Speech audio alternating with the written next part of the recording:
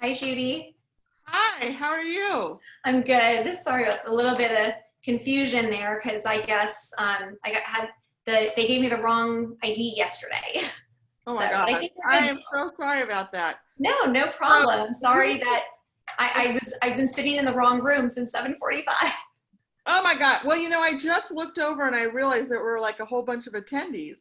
And then I wasn't sure what. Okay, well, anyway, you're in the right place now. Yes. And let me rename myself so that it makes more sense who I am. There we go. That'll be Okay. better for you. And who else needs to be do any other people need to be panelists? Probably Aaron. I don't see Aaron yet. Pam Kleiman? I honestly don't know.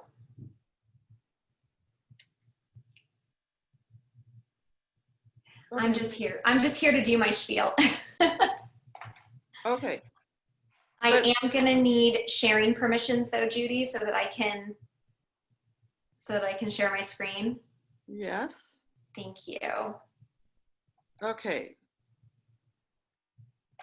Hi, Tammy. Hi, Pam. Okay, so I have you sharing. You can try. Okay, terrific. Yes, it's working now. And I Thank you. think Pam is okay here. Yeah. Okay, can you hear us okay? I can hear you guys. Great. So the way we're going to run tonight is I'm going to welcome everybody. What about Aaron? And then I'm going to introduce Keely and Ron Ficari. So they have to be able to talk.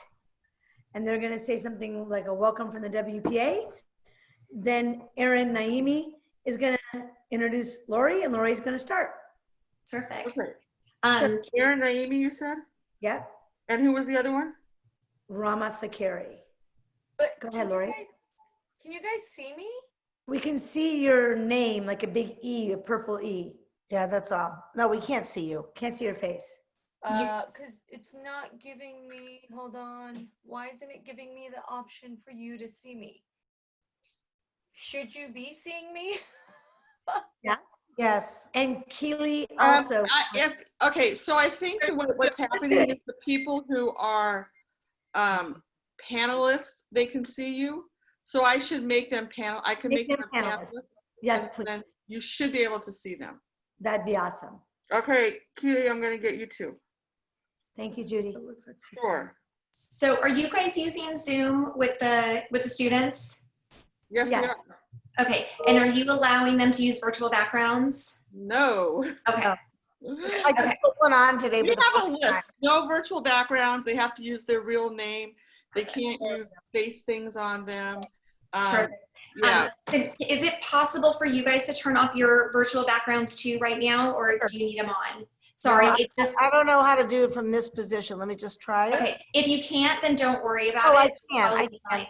No, Yeah, I if can not, do I it. can send Sienna to do it for Ah, thank you. It sometimes it makes Zoom lag, and so if people have virtual backgrounds, so okay, terrific. Thank you. You should turn ours off again. Got a virtual background going on there. Get But it? that's okay because they're using it for their presentation. So leave them alone. Okay. Yeah. Okay. I think I'm going to stop my video though. Is that okay? Yeah. I'm not a panelist really. So people are just logging in. Let's give them another minute. Yes, you have 22 attendees. Great. Okay. I'll give them another. I ate too much dinner. I think I- Oh, We're not on mute.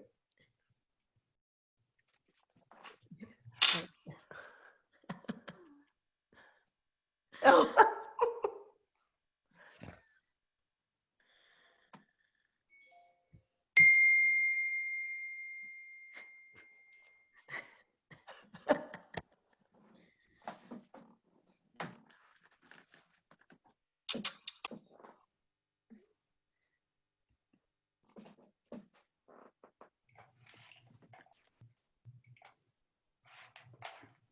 I haven't.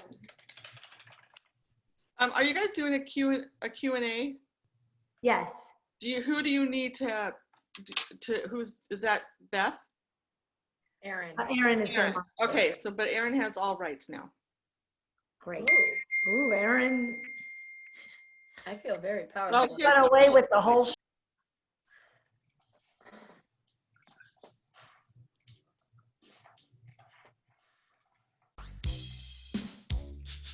Little music. I figured Computer Love has to be a great song for everybody to come into this webinar. Thank you for dancing. Dancing is encouraged.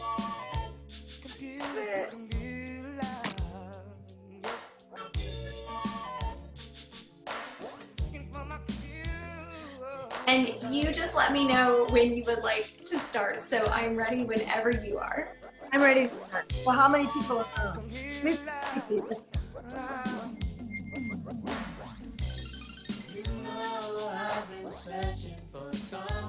All right, we're gonna start. So, good evening, Y School. Thank you guys for coming on. We are grateful to have our WPA who sponsors our Parent-Wise speaker series. And so tonight, we're so fortunate to have Lori Getz. And if you are in the 4th, 5th, and 6th grade, you'll be hearing Lori again this week. I'm not going to take any more time other than to say, at the end of a long day, we thank you for joining us again. I'm going to hand it to Rama and Keely for a WPA special briefing. WPA, take it away. Once again, thank you, Tammy. In case you missed seeing or hearing from us, we're back with some important announcements and deadlines. Today marked a major moment in history between the Middle East, the State of Israel, and the 5th and 6th grade social. All participants walked away happily, fed, and still talking to each other. One down, 3 more socials to go. K-1 cocktail event is tomorrow night at 5 p.m. Have your flasks at the ready. September 22nd at 9:15 a.m. is our 2nd grade morning social, with 3rd and 4th grade coming in hot, also at 9:15 a.m. on September 23rd. Invites will be going out tomorrow. Please RSVP promptly, or our lives become absolutely miserable. Wise Hearts, Wildcats Awards, Room Parent, just a few of our Wise School committees that are sad and depressing without you. All signups are due this Friday. Oh, Keely, who are we kidding? We'll take anyone at any time. But if you really want your kid's yearbook to be more than just 3 pages long, please make sure to sign up by Friday. Now on to the main event tonight with Lori Getz, brought to you by our very own Parent-Wise Speaker Series Chair, Erin Naimi. Hopefully Lori will give us some insight on how to live your best life without Fortnite. Take it away, Erin. Okay, all I have to say, it's very unfair that I have to follow this act. Thank you, Rama and Keely. Welcome, everybody. I can only say I have been waiting for this talk with great anticipation. We are, 2 or 3 weeks in? And I can only say that I am feeling a lot of different feelings. Anxiety is being one of them, about all the screen time and access to the internet that my children are getting. And so I cannot wait to hear Lori give us her professional feedback on how to protect our kids, make this the best and safest experience that they and we can have, and see how we can get through the rest of this school year. So just to tell you a little bit about Lori Getz is an educator, mother, author, and internet safety expert. She has appeared on the Dr. Phil Show, the Today Show, HLN, Dr. Drew, and several other local shows and radio programs, including Ryan Seacrest's show on KISS FM. She often lectures live, speaking to teachers, students, and parents across the country. Lori recently authored The Tech Savvy User's Guide to the Digital World, a book for tweens and teens. Her insight comes from both her professional and personal life working with children, teens, and adults.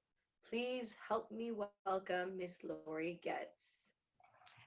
Thank you so much. I need like an applause button. So the way, Bill Maher has, where it's all those funny people that are always cheering for him. So I love that. And I also do not want to follow the WPA because that was hysterical. I actually turned my camera off for a minute because I was laughing so hard that I didn't want everybody to see what I looked like because it just wasn't pretty. So thank you for that. I know I shouldn't care, right? Thank you everybody for being here tonight. I really appreciate it. So I'm going to go ahead and share my screen and then I will get started. I've been doing internet safety talks and talking about internet safety, responsibility, ethics, security for, oh my goodness, it's been, I think, 14 years now. And as time has gone on, this presentation has changed over and over and over again, because when I first started, we were all concerned about predators. And I don't know if any of you remember that To Catch a Predator on Dateline, that whole series where they were setting people up and everybody was terrified that the internet was just this ground where people were preying on young children. Fast forward many years, we don't tend to focus as much on that anymore. Not to say that there aren't some bad guys out there. However, our kids have gotten really savvy. And they've gotten a lot better, and we've gotten a lot better talking about these kinds of things. And so then for the last, I would say 6 or 7 years, everything that I've been talking about has revolved around privacy, personal safety, health and wellness. What I wasn't expecting was to add pandemic to all of this. And the interesting part for me is that I'm an educational technologist by trade, and my very first job out of grad school is I was a professor at San Diego State University in their first online cohort. So I actually have been teaching online for almost 20 years at this point. And I never thought that I would go back to really online teaching. I thought that I had kind of moved away from that, but here I am again, and I have to say, I love it. I love doing this. I love technology.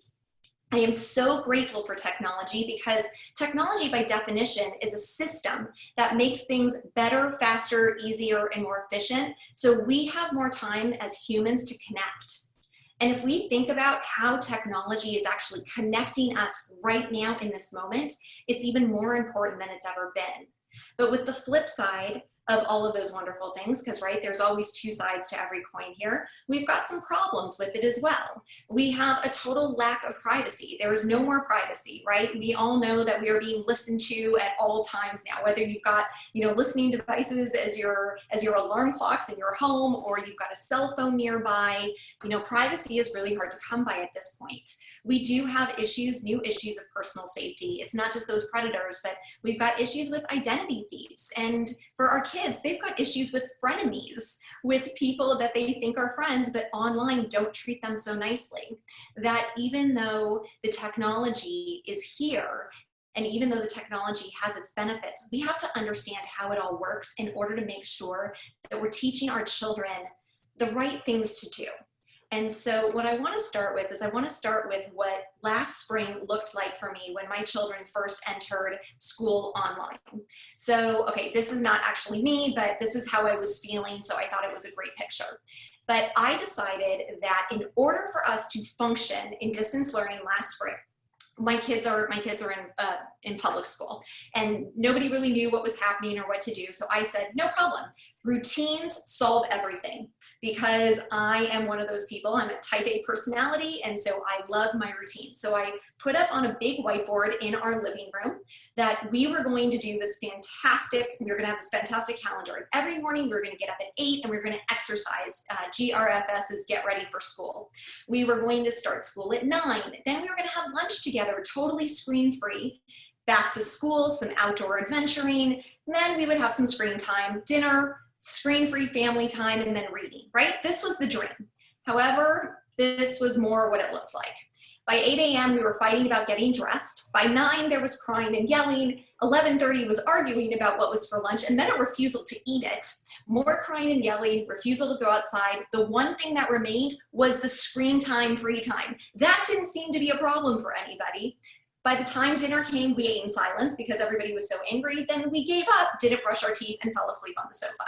So I don't know if I'm the only one that had that, but if any of you out there, thank you for the panelists who I can see. Yeah, it didn't quite work the way we had hoped it did, but I haven't given up on my routines. I really haven't. I actually feel that now that fall has started and we got to start fresh, that I really spent some time with my kids talking about how are we going to set our intentions and our space, which I'm going to show you a quick video in a moment, so that we can really wrap our brains around what is happening, what we need to do, what's important, and how are we going to function in this space. So I'm going to show you a really quick video. Good morning, Michelle. It's time for your first day at school. I can't wait for my first day at WNS. I had a dream so big and loud. I jumped so high, I touched the clouds. Whoa, oh, oh, oh, oh, oh. Whoa, oh, oh, oh, oh, oh. Hey, Michelle, what are you doing? I'm working on my schoolwork. Not like that, you're not. Let's get your desk set up right. I'm never gonna look back. Whoa, I'm never gonna give it up. No, please don't wake me now.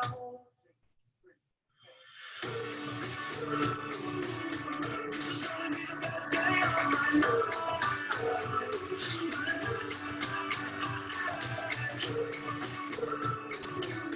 This is gonna be the best day of my life.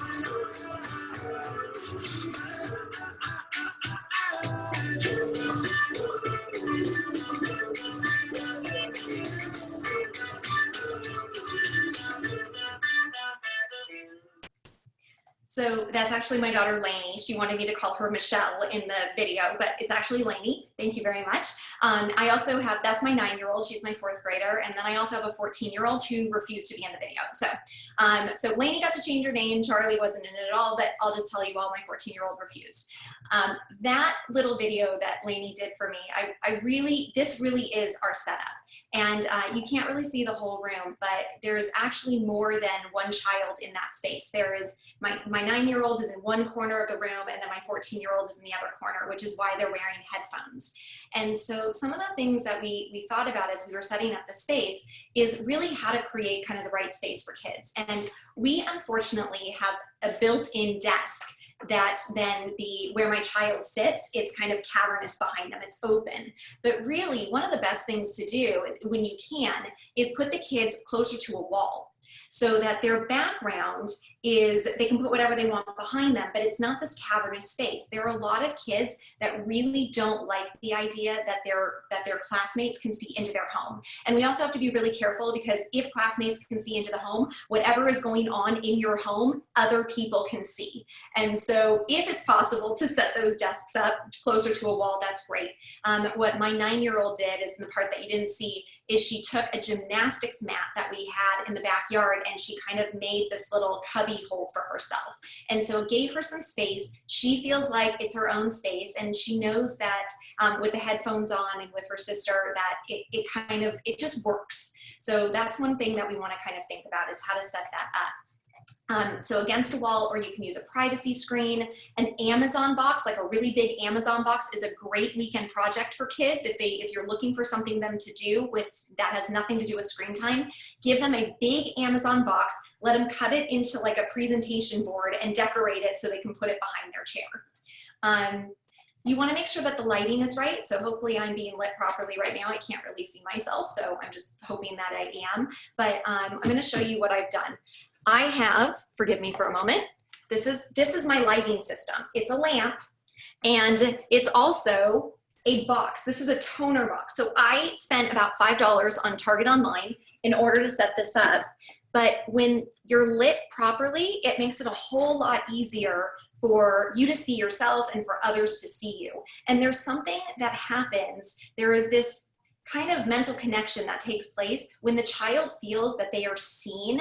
Then they tend to focus a little bit more. They tend to be a little bit more engaged. It's when they're sitting on their beds in their bedroom, and especially when they turn their cameras off, that there's no chance that you're going to truly engage them. It's just not possible. And one of the things that I had a parent say to me really recently is, you know what, if my child's not engaged, it's the teacher's fault, because the teacher's not engaging enough. And my response was, sure, there's absolutely responsibility on the side of the teacher to be engaging, but there's also responsibility on the side of the child to be engaged. And so when we think about it that way, we've got to think about how do we kind of create this intentional space that helps that frame of mind. Removing distractions is another really big thing. So if they are older and have cell phones, they should absolutely not have their cell phones with them when they are in school and they're Zooming with their classmates. The only thing they should have are the materials they need for their class and maybe a pad of paper and a pen. I always have a pad of paper and a pen by me because if somebody's talking and I have a question, I might want to write it down and not actually enter it into the chat. So it's just kind of good. That way they're not unmuting themselves and interrupting. This is a great thing even to teach your kindergartners. So with your little guys, you can even have a pad of paper and a pen there and let them draw a picture. Let them draw how they're feeling. Let them make a mark that says, this is what I need to remember to tell my teacher. Because the younger kids want to tell their teachers everything all the time. They have so much to share and it's fabulous, but we can't always get through it. So sometimes having them write it down or draw something really helps. If it's possible to set all this up in a public space, you're going to be a whole lot better off in the long run than having it in their bedrooms. If the bedroom is the only option, then I understand. Maybe at least have the door open, and if you can, have the screen so it's facing the door so that as you walk by, they know that you can kind of see what's going on. But when you have it in a public space, it's a lot better. We did have at one point, we had them down in the kitchen, and that ended up not working because I then couldn't make lunch and I couldn't make breakfast, I couldn't clean up, I couldn't get anything done down in the kitchen. And so we ended up completely rearranging our house so that we turned one room kind of into their main study room. Sometimes you can see over here, we have another desk, and this is sometimes where my 9-year-old sits with me because when she is having a hard time staying focused, she needs an adult nearby, but I'm working. So it's kind of like the consequence for her not being on task is she has to come sit in here with me. And she doesn't really love that. She would rather be in the other space, but I set this up. It's not really a punishment per se, but it was just a way for me to help her understand that if she can't do it out there on her own, then she's gonna be stuck in here with me. So. And finally, the use of headphones. It seems to really be helpful. So I know that there are questions that are coming in because I kind of saw the chat pop up. And I know that we save time for questions and answers at the end, but if there's any specific questions about this, can I maybe take a couple now? Erin, you have any chance to see any of the Q&A about this? I am looking. Everything in the chat is fine. There's nothing in the chat. Yeah, so Okay. far the questions are more about Wow. technology stuff. Okay, so we can do all the rest of it at the end. I just didn't know if there was anything specific to this. Okay, so I'm gonna keep going. So one of the next things that you may have noticed about how Lainey set up her desk is that it was actually set up ergonomically correct. And this is one way to also help keep them focused, but it's also another way to help save their bodies. And I really, really feel very strongly about this. If we're gonna put kids in front of screens for the day, and I happen to know that it's not all day long. I have had conversations, I know that your children are not sitting and staring at a screen from 8 in the morning until 4. There are lots of breaks, the teachers are doing movement with them, so they're standing up. There's a very big difference between a child sitting idly and just staring at a screen watching something, and a child engaging through the screen. The socialization is really important, and it shouldn't be considered the same type of screen time as watching Netflix on their bed. These are two really different things. So if we can get them when they do need to be sitting, if we can get them ergonomically correct, it's really helpful. There's two things that I want to point out here. One is notice that this child has a footstool here. That is because most kids, their feet dangle on the chair. In order to get the screen at eye level, you don't need to go out and buy a whole other monitor if you don't want to. You can just use some books and prop the screen up so that it gets them to eye level. But what I would recommend, if it's possible, is a keyboard and mouse tray, if possible, because their keyboard and mouse should actually be closer to their lap, and the line of sight should be closer to their forehead. So while I really like the laptops, if you're going to be on it for the older ones, if they're going to be typing quite a bit, if you can do this setup, it's really going to help. The other thing, and I'm going to do this right now, if everybody who's with me can take 20 seconds and look away 20 feet for 20 seconds. Okay, I won't do the whole 20 seconds. I'm gonna keep talking. You keep looking away. What this is gonna do is it's really gonna help save your eyes. That and turning off the blue light for your monitor. So on all of our monitors, believe it or not, we have in the control panel under display, you will find something that's called, on the Mac, it's called night shift. On the PCs, it's called something else, and I can't think of what it's called right now. Maybe flux. What it does is it makes your screen more orange. And when you turn your screen to this warmer color, to this more orange color, it actually removes the blue light from the screen. And the blue light is the thing that I know some people talk about how it ages your skin, but it really does have an effect on your eyes, and it also has effect on your brain. Blue light has been shown to actually cause sleep disruption because it tells your brain that it's daytime instead of nighttime. And so that's why all your pediatricians told your children, don't look at a screen an hour before you go to bed. That was because when they look at that blue light right before bed, it's making it much more difficult for them to fall asleep. Now, kids are super savvy, right? By the time they're in 4th grade, they know about night shift and flux. And so they're gonna say, oh, no, I turned it off, so I'm okay. They still should not be using a device right before bed. They shouldn't be watching TV right before bed, or on a laptop, or on a desktop, or playing games, or on a cell phone, because 2 other things happen. 1, when you use a device right before you go to bed, you don't go to bed when you think you're going to. And for kids in elementary school, they need between 10 and 12 hours of sleep every single night. And so if your 1st grader is playing video games right up until the time that they're ready to go to bed, they're going to have a really difficult time sleeping, and they're not going to get good rest. And it's even going to be later than you meant for it to, because then it's always, I need 5 more minutes. You'll destroy the game. I'll get kicked off the server. Ah! And then we say, okay, 5 more minutes. And then it's an hour later. But the 3rd reason has to do with the energy that comes from all of our devices. It's called electromagnetic force, EMS. And EMS are tiny little particles. They've been around us forever. This is not anything that is like dangerous to our bodies. But what we have seen EMFs do is they penetrate the part of the brain where melatonin is produced and secreted, and stops the production of melatonin. And so it makes it harder to fall asleep and stay asleep. And so if we think about maybe getting those devices out of the bedroom for health and wellness purposes, it's a great time to do that. If your child says that they need a device in their room because that's an alarm clock, Target online has alarm clocks right now for like $10. And so your children can learn how to use an old school alarm clock and figure out what a radio is. That was the craziest thing for me, that my 14-year-old and 9-year-old did not know what a radio was. And so when I put the alarm clocks in their room, they kept trying to find Sirius radio, which isn't there. It's just AM, FM. And they had no idea what I was talking about and didn't understand why we couldn't rewind. So that was one of those okay boomer moments, even though I'm not a boomer. All right. We also need to think about, from a health and wellness standpoint, that we have to move more than we sit every day. So if we are sitting for 6 hours throughout the day during school, then the last thing we want to do is sit on the couch for another 6 hours and binge watch things on Netflix. Now listen, I love The Amazing Race. My husband and my daughters are downstairs right now and they're watching it on Hulu. We've got 22 seasons to get through. But I also kind of look at that a little bit differently. We do move a lot. We played tennis this afternoon. We had a little dance party. We cooked dinner together.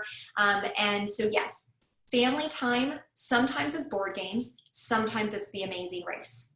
It's often different. And I don't want to take those kinds of moments away from any of you. Family movie night is amazing. And being able to sit together and do those things is fantastic.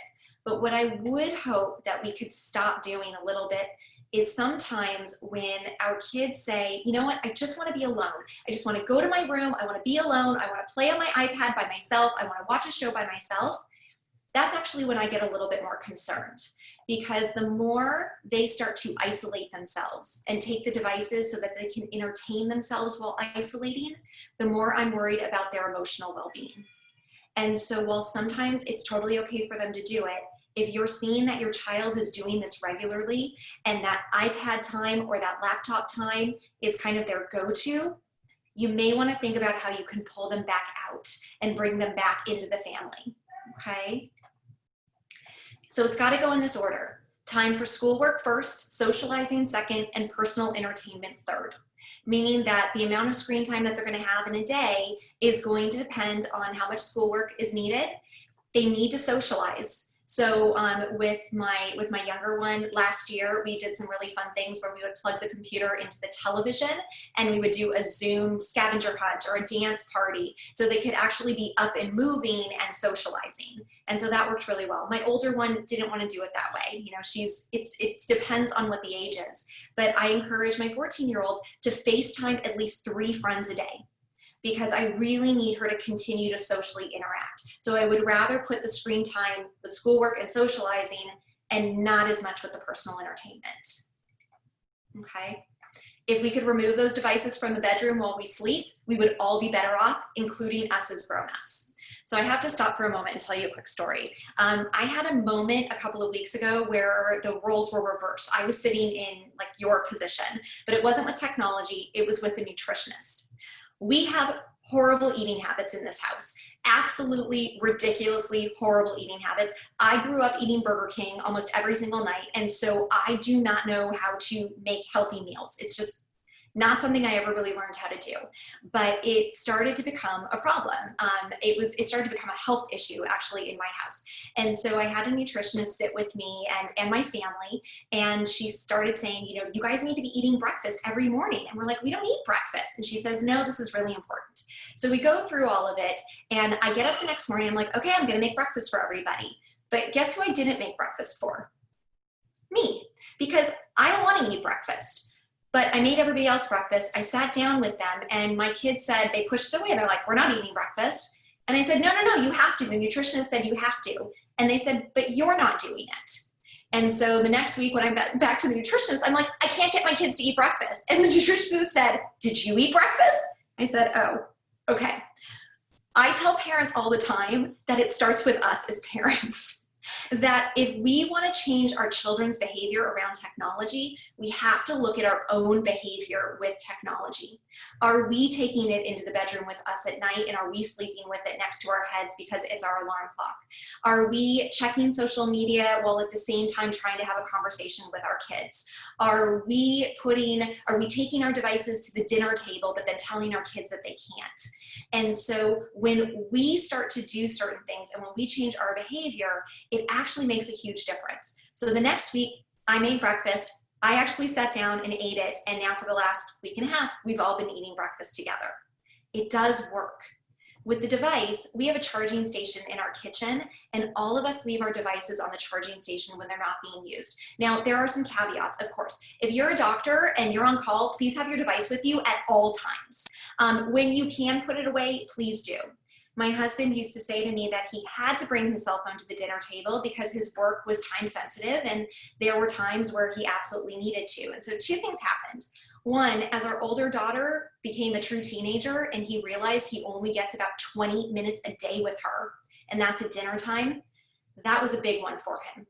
He finally said, you know what? I want those 20 minutes with her. I don't want to lose that time. And so that was one part of it for him. But the second thing is we just said to him, listen, if it really is time sensitive, if your phone rings, get up from the table, go in the other room, take your call, and then when you're done, come back. And so we have found ways that we are just trying to be more respectful of each other and each other's needs. But really, nobody truly wants to feel ignored. And that's oftentimes what's happening with these devices. And please understand, I've done this myself. I'm not judging anybody in any way, shape, or form. But maybe this week, kind of take a look really deeply at how you and your significant other and your children are all using the technology. And are there certain things that everybody might be able to try and do differently? Lori, before you move on, we have one question in the chat, okay? It says, how much TV video games is okay during the week? During normal times, we have no TV or electronics during the week. It is impossible to enforce this now, but we do enforce no iPad during the week because it isolates them. But how much is okay for TV and video games? It is such a struggle. Okay, so Thank you for asking that question. And I went way ahead to my last slide here to be able to answer this question. There is no magic number, and there actually has never been a magic number. All those years ago, when we were told the American Academy of Pediatrics said no more than 2 hours a day, they came back 2 weeks later and said that doesn't include schoolwork. That was back in 2006 when they made that recommendation. So when they said it doesn't include schoolwork, I went to the American Academy of Pediatrics and I said, where did the 2 hours even come from? What does this number mean? And when I found out, it was an obesity study, not a technology study, that was saying that the more kids sit, the bigger they get. So then my question to them was, well, what about my readers? I've got a child who wants to just read for 6 hours a day. And I was told that's not healthy for their bodies either. Really healthy for their minds, great for imagination, expanding vocabulary, comprehension, all of those things are important. But sitting for 6 hours solid is not healthy, no matter what you're doing. And so instead of looking at a magic number, here's what I've got to say. We've got to ask ourselves 4 questions. 1, do I have time to be doing this, or should I be doing something else? That's the first question. Do I have time to be playing a video game, or am I actually supposed to be in my math lesson right now? Okay, that's going to help us decide what we need to do. The second thing is going to be, have I moved more than I sat today? And this is a really big one. If they're sitting for school, remember it's got to go schoolwork, socializing, then personal entertainment. And so if they haven't had enough movement time, then it's definitely not TV time either. It's not gaming time or TV time, unless their game is super active, right? So we've got to look at this in a qualitative kind of way. We got to look at the whole picture here. That some of those, I love the Wii Fit. I still use the Wii Fit. It's one of my favorite things to do. I love Just Dance. I love some of the kickboxing ones on the Switch. We've got lots of, I'm a huge gamer. I probably should have said that in the beginning. I've been playing World of Warcraft for like 15 years. I love it.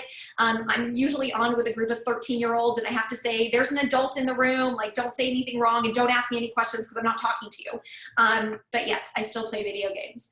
But I don't do it if I have been sitting all day long. The third question has to be about their posture and their ergonomic health. One of the big things that we don't think about is when they're on these smaller devices, they're in cell phone position. See how my neck is right now?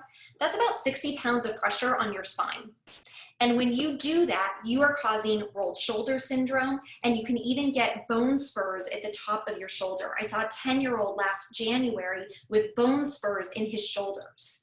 And it's not something we want to do. So we've got to kind of think about, how are we sitting? What are we doing? Again, with video gaming, if it's constantly like this, all right, no more than like 20 minutes at a time without taking at least a 20-minute break to make sure that we are healthy in our eyes, in our necks, in our back, in our wrists.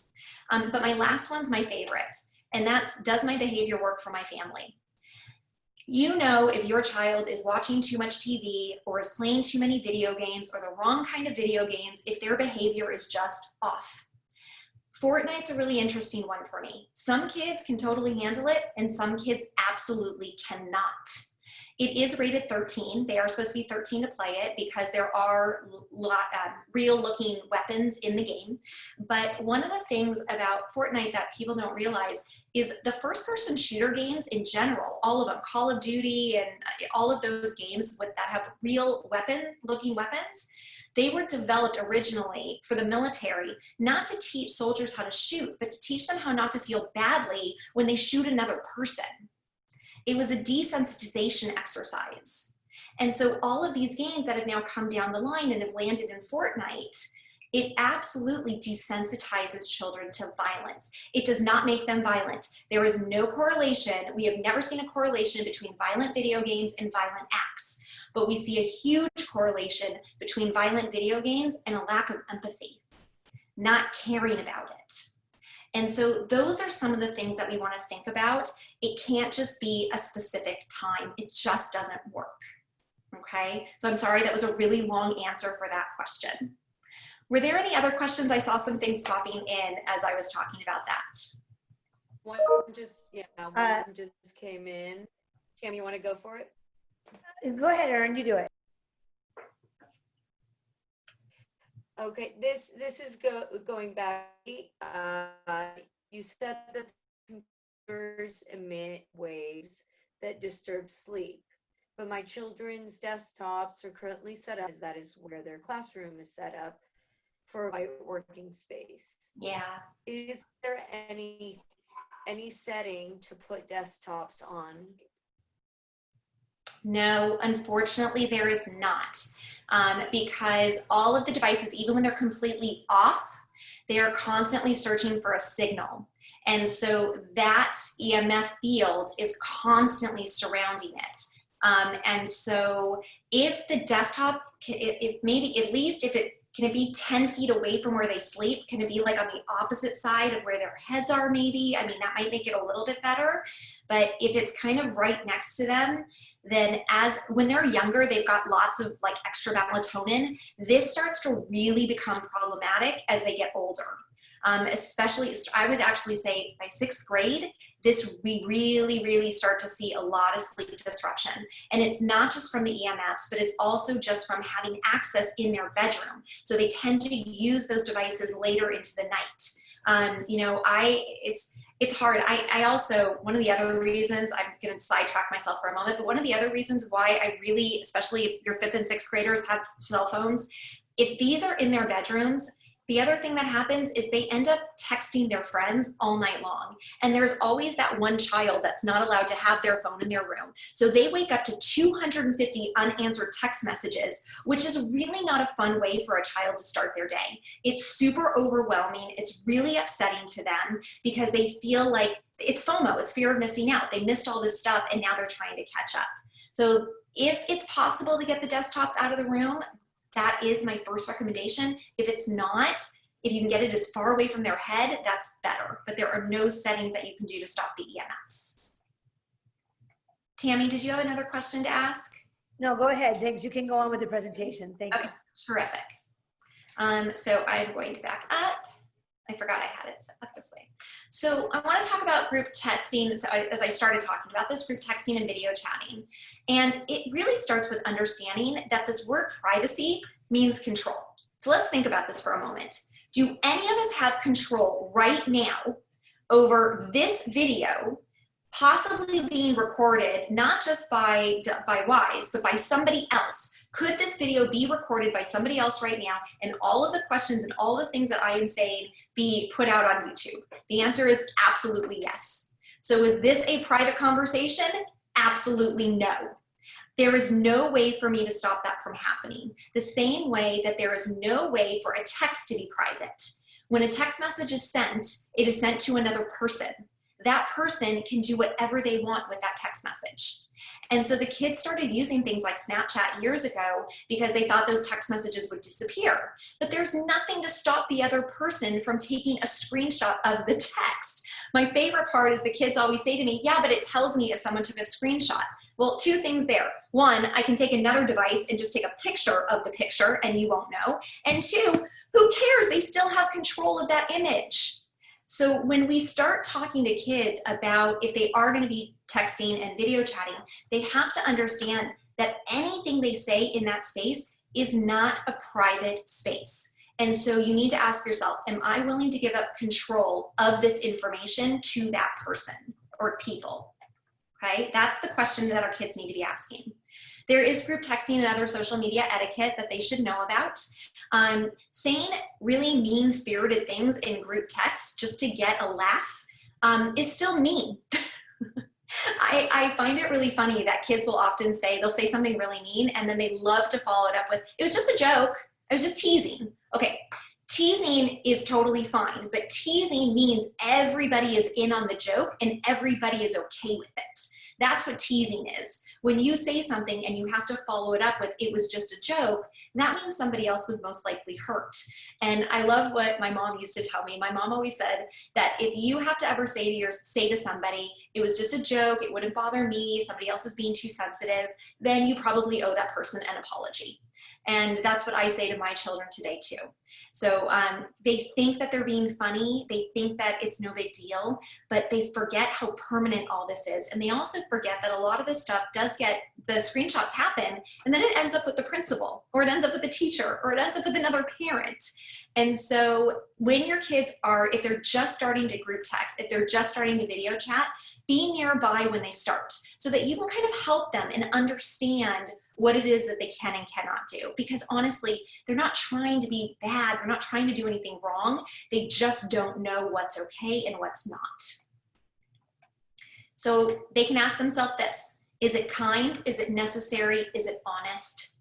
And really, it should be all three. It shouldn't just be one of those. It should be all three of them. And if your child is being, if people are saying mean-spirited things, if they feel like there's digital drama going on, if they don't want to be a part of it, they can always leave, and they don't need to cause a scene.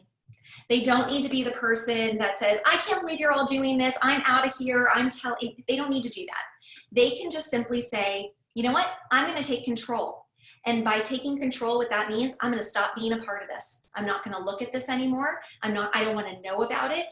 That's how they take control. Okay. Questions? We're good to go. Okay, fantastic.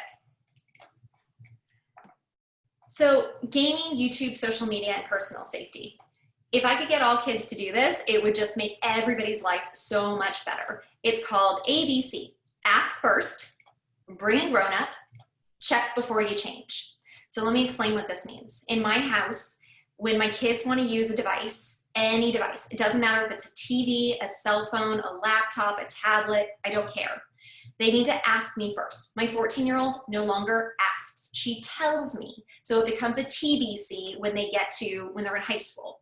But right now, for my 9-year-old, it's an ABC. She's got to ask me first. And the reason for this is it stops all of the fighting around screen time. So she'll say to me, Mom, can I play, she likes this game called Prodigy. It's a math game. Mom, can I play Prodigy? And I'll say to her, yeah, you know what? We've got, 15, 20 minutes before dinner. Go ahead and you can play, but don't do more than one mission. And how do I know that what a mission is and how long it takes is because the first time she played Prodigy, she brought me along. And so it allowed me to see how long it takes for her to complete a task or for her to complete a mission.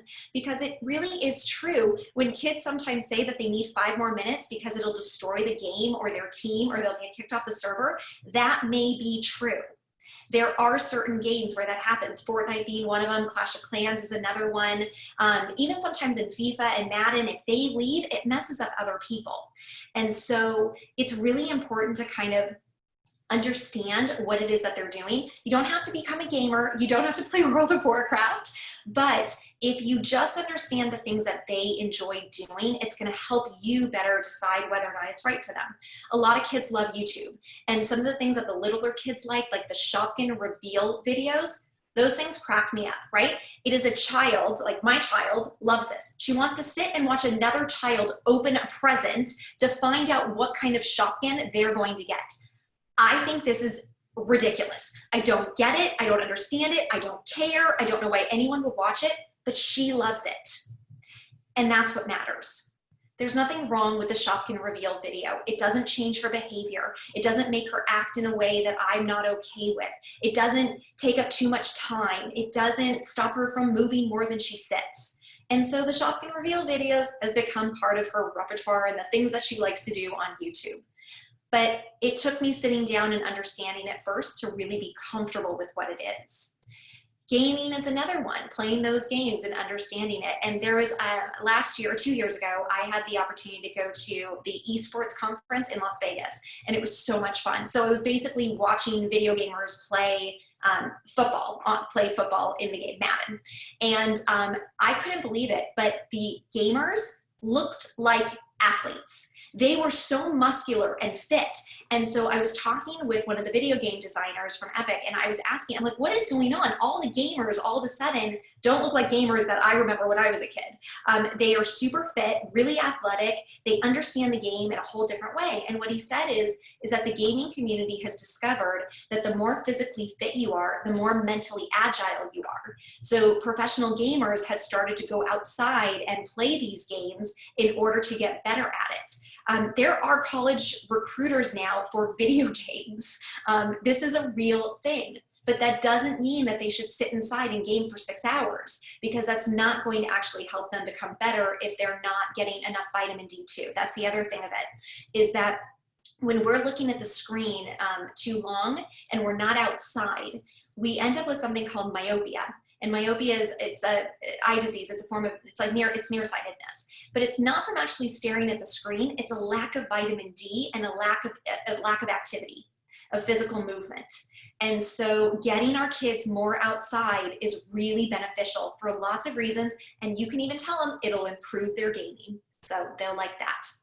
The check before you change is one of my favorites. And this actually came from Thomas. Thomas is now 23 years old, but when Thomas was 11, he's my nephew. When Thomas was 11, he was living with us. He got a device for school, and it was like one of the first schools that gave devices to students.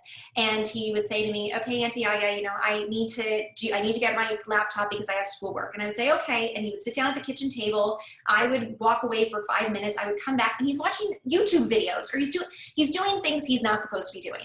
And I said, hang on, Thomas, you asked to do your homework. You did not ask to watch YouTube videos. You got to check before you change. To me, that would be as if I took my kids to Starbucks and they ran across the street to the arcade. I took you to Starbucks. I expected you to stay here. I did not tell you you could go across the street. And yes, we actually do have a Starbucks with an arcade across the street. We live in a weird little town that still has arcades. So the check before you change, that's where that came in. One of my favorite questions I usually get at this point is, what's the consequence for that? What do you do? What did you do when Thomas did that?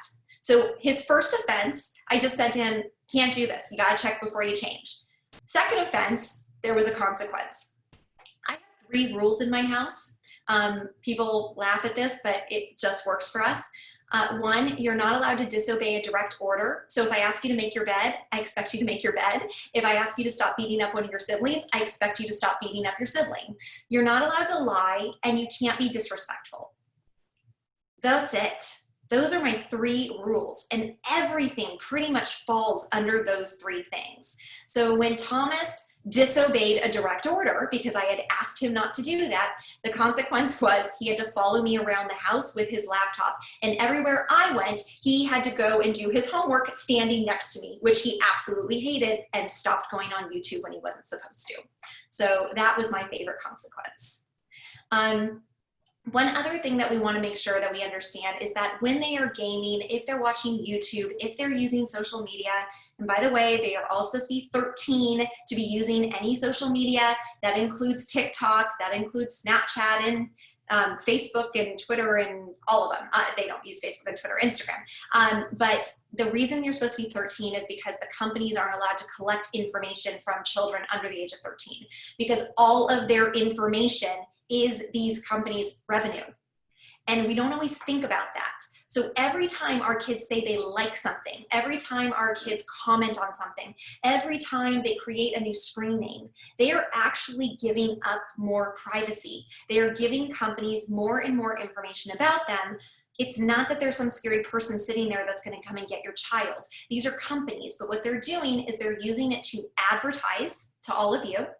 But it's also being used in some other ways now. And one thing that I think is really important to note is TikTok last year they have certain algorithms that they use. And when you like a video on TikTok, it then floods your feed with other videos that are similar to it. So white supremacy groups found out that this was happening and started using it to target young white males to recruit them as white supremacists, okay? Because if they were able to put up a video where maybe the N-word was used and a child likes that video, now this group knows that they can start flooding the feed with their white supremacy content. And it normalizes it for them. These kids start to think that the things that they see online are normal, and they are not. It's why the conspiracy theories continue to grow. It's why why social media has become so influential in politics, pop culture, and privacy issues. And so I like social media. I have to be really honest. I find that social media does a lot of really, really good things. Without social media, good people could not do great things and get it out. Without bad people, social media would be just fine.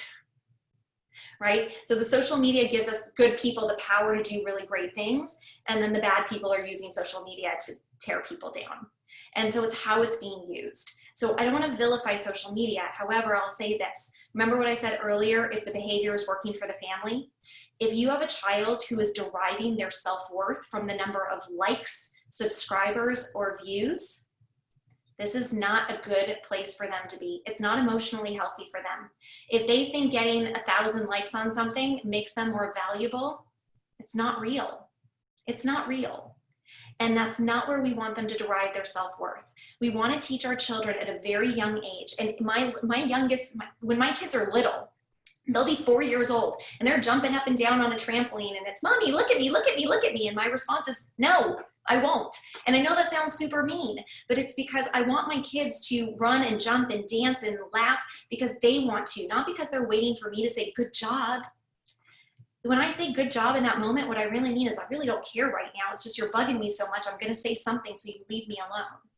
But instead, I encourage my kids to laugh and run and jump and dance, and I pay attention. And when I see it, I say something. Give me an opportunity to give you a real compliment that you deserve. And so when we start to do that, we are teaching our children that you don't need to shove it in somebody's face to get likes, subscribers, and views. If they're putting something on a post that says, "Go like," we've got a problem. And it's a problem that they're deriving their self-esteem from the wrong place. Okay?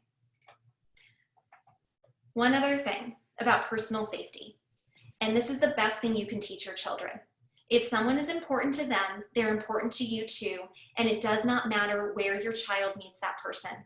It doesn't matter if it was at the park and they went down the slide together and now that's their new best friend. It doesn't matter if it's somebody from school, if it's somebody that they meet on a gaming website, on a gaming console. It doesn't matter where, because everyone they engage with, you want to know about it. Because if someone's important to them, they need to be important to you. When children start gaming, they automatically think that if it's a game for kids, it's all other kids on those games. And so they think that makes it safe. But I'm going to tell you, not all other children are good children for your child to be playing with. Some of them are frenemies. Some of them are identity thieves. Some of them are trying to steal all their gold. And so when we get into this place where we only talk about stranger danger, we're really doing a disservice to our children. A couple of reasons. One, not all strangers are dangerous. Right? And not all people who can be dangerous to them are strangers. And so we really want to focus more on two things. One, that private information is more than just your name, address, and phone number, and you don't give anyone information they don't need to have. Yes, you are going to give your name, address, and phone number to a total stranger one day when you order a Domino's pizza. That's going to happen. But there is no reason to tell somebody in a gaming environment that your favorite color is blue. It just doesn't matter and it's not important.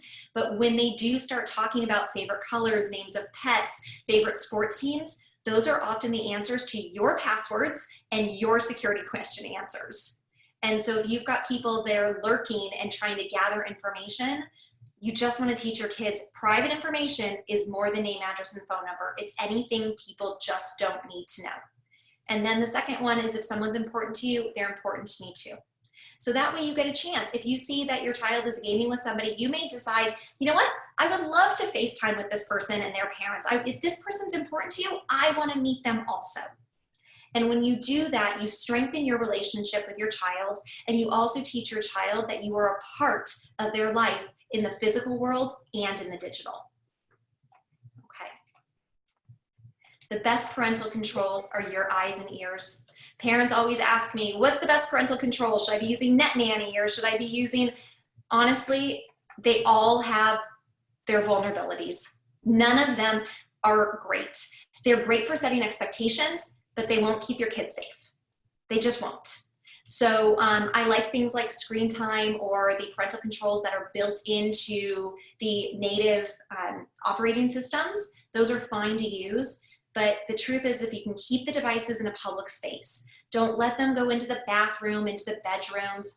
If you can have regular conversations with your kids about it, if you're ABCing things, then that's really going to take care of the majority of these issues. And trying to just use those parental controls, my 9-year-old has broken every single one of them. So she tests them for me. She's my little white hat hacker. Thomas used to do it for me, and then he moved away and became an adult and made me cry. And then my 9-year-old started. So it all worked out okay. But that's really the best way to do this. So it all starts with this lovely block of wood here. This lovely block of wood is where we keep all of our devices. The adults in the house do as well. And when we are not using them, we put our devices there because it reminds all of us that there is a time and a place for everything. And what it stopped me from doing as a parent was something like this. Hi, so how was your day? Wait, what happened? Right? And so my kids know that when they have my face-to-face attention, if my phone dings, rings, vibrates, it's gonna let me know. I would have to turn my back to my child to go and pick it up. And so what do I do before that is I say, can you excuse me for a minute? Grandma's trying to get in touch with me, or I need to take care of something, or whatever it is. And we just take those things into consideration. All right. So I'm gonna stop sharing my screen. I hope this is helpful. I gave you a ton of information in a very short amount of time, but I just wanted to take some time to make sure that I answer any questions that you still have. Lori, there was one question about being So a couple of questions, Lori. Go, Erin. No, go ahead, and then I'll do the follow-up. Okay, there was one question about being a gamer, not enjoying video games, but my boys like Roblox. I don't understand it, but I'm constantly buying Robux. They complain they need Robux. How do I know what they are playing is safe? And how can I understand what kind of games that they are playing? That's a great question. So 2 things. First of all, commonsensemedia.org is like my absolute favorite website for any games, movies, TV shows, everything is there. And so it will give you a very quick kind of description of what the game is and what it's rated and why it's rated that. So one of the things that I like about Common Sense Media is they give their rating, like their professional rating, then there's a parent and a child rating. And so you can kind of see how different groups feel about it. So Roblox is a game where individuals can create short little games. It is a video game. It's just not a video game with necessarily a controller like our old Ataris and Nintendos. They do it on the iPad or on the laptop. And so they can create these little avatars and they can go into these different worlds. And do I don't know if I have, do I have any little ears on this call? Are there children here? Okay, there's no kids on the call. No. Okay. So we have seen virtual sex in Roblox, like it's happened. And so there are some servers and some Roblox games that are better for kids than others. But your child may be making their own games, which they can also do. The best way for you to know, Common Sense Media, but then the second is to watch them play it and ask them a lot of questions. The Roblox Bucks is for them to buy things. And this for me is, it's just kind of, it's an issue of consumerism. And so my kids get an allowance. They have chores that they do every day and they get an allowance. And if they want to, for Prodigy, we've got a similar kind of thing. There are in-app purchases, but if Lainey wants to have them, she has to pay for them herself. And so I started doing that when she was 6 years old. She was in first grade when I started saying that if you want to do these things, because she's my gamer, my 14-year-old is not interested, but my 9-year-old is. And so she said, well, how can I earn money? And I said, well, let's come up with some chores that work for you. It's actually kind of cool. If you do have 6-year-olds, you can totally start them with laundry. And by the time they're 9, they can do it on their own. It's amazing. It's totally amazing. I don't have to do laundry anymore. I love it. So that's my recommendation for Roblox. Erin, anything else? Yes. So Lori, for kids who do not check before they change, other than having them follow you around, which might be really annoying to the parent as well, do you have other consequences that you could share with us? Oh, so many fun consequences. Okay, so let me think about when they were a little bit younger. Oh, my favorite one is they had to go to bed 10 minutes early for every like infraction. So if I'd asked them to do something and I had to ask them, listen, I asked twice. I'm okay asking twice, and my kids know that. I ask the first time, and if it doesn't happen, I'll be like, hey, remember? And then it usually does. But if I have to ask more than twice, then it's 10 minutes early to bed. And why I always loved that is because it doesn't punish me as a parent. It just punishes them. So I do try and create consequences that don't punish me. I did have one night where Charlie, that's my 14-year-old, I think she went to bed like an hour and 10 minutes early. And because it was already within the hour, then I forwarded it to the next day. And I said, the next day you'll go to bed an hour and 10 minutes early. And so I think that was probably my favorite one through elementary school. So I don't know if that's helpful, but I loved that. I'm trying to think of some other ones. What were some of the other ones? Oh, their least favorite chore. They don't like cleaning toilets. None of them want to clean toilets. My husband doesn't either. Nobody likes to do that. And so that sometimes is a consequence as well. So Lori, do you ever tie the consequence directly to them losing some form of screen time? I mean, like if it's a repeated offense, do you just say you don't? It's just done. Yeah. So that's a great question. So when it comes to specific to kind of screen time issues like that, yeah, that they may just not be ready for it. So when I say, does their behavior work for me? If their behavior doesn't work for me, then they just can't do it. So there's not necessarily, to me, it's not a consequence or punishment really. It's more, I guess it's a consequence. It's a consequence of their action, right? So for example, when Lainey was in 1st or 2nd grade and Charlie was in 6th grade, I would let Charlie watch TV in the morning before school, but I wouldn't let Lainey watch TV in the morning before school. Why? Because Charlie would say, can I watch TV? And I'd say, sure. And she'd say, okay. I would tell her, you've got 12 minutes and then we got to walk out the door. And it was never a problem. After 12 minutes, she turned off the TV and we walked right out the door. Lainey couldn't do that. She would say, yes, I promise I can turn it off after 12 minutes. And then she's kicking and screaming on the floor that it's not over and I'm the meanest mommy ever. And her teeth aren't brushed and her shoes aren't on and her backpack's not packed and we're not going anywhere anytime soon. And I wasn't willing to fight with my kids every single morning to get them out of the house.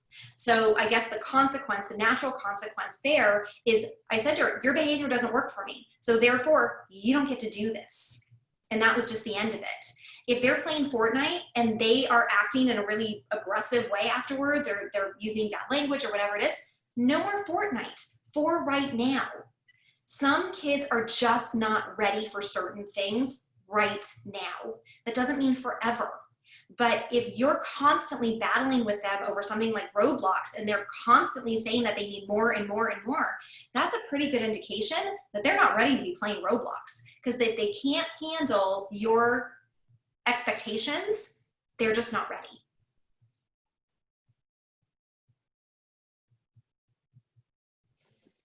Okay. Lori, I want to thank you. I want to be mindful of the time and that we usually try to keep it to exactly an hour, and it was so informative.